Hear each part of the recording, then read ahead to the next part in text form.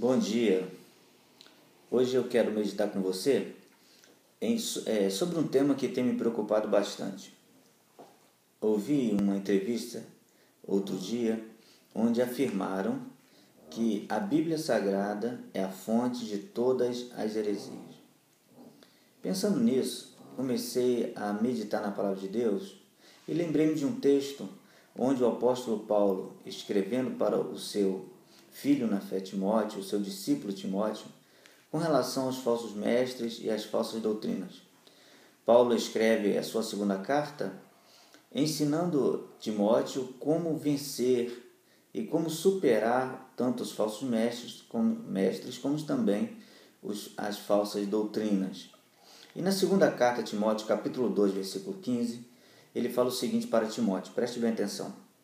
Procura apresentar-te a Deus aprovado, como obreiro de que não tem do que se vergonhar, que maneja bem a palavra da verdade. Vou repetir a parte final, que maneja bem a palavra da verdade. Lendo esse texto, cheguei à conclusão que nós podemos manejar ou usar bem ou mal a palavra de Deus. Por isso que o apóstolo Paulo fala assim, olha Timóteo, maneja bem, de forma correta. Então, na realidade, a fonte das heresias está em quem maneja, em quem usa, em quem se apodera da Bíblia de uma forma errônea. Vamos dar um exemplo para você. Façamos de conta que tenhamos um julgamento de um criminoso. E nesse julgamento, é claro, nós temos o advogado de defesa e também temos o promotor, que é o acusador. Tanto o promotor como o advogado de defesa irão usar o Código Penal para arguir, para argumentar com o juiz.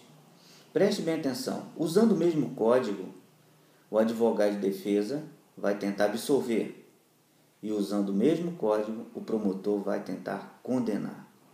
Então, o instrumento aqui não é o mal, o instrumento aqui não é o protagonista, o vilão.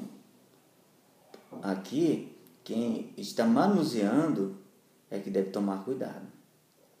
Então, eu quero dar para você alguns conselhos quando você for ler a Bíblia Sagrada, quando você estiver lendo a Bíblia Sagrada ou estudando a Bíblia Sagrada.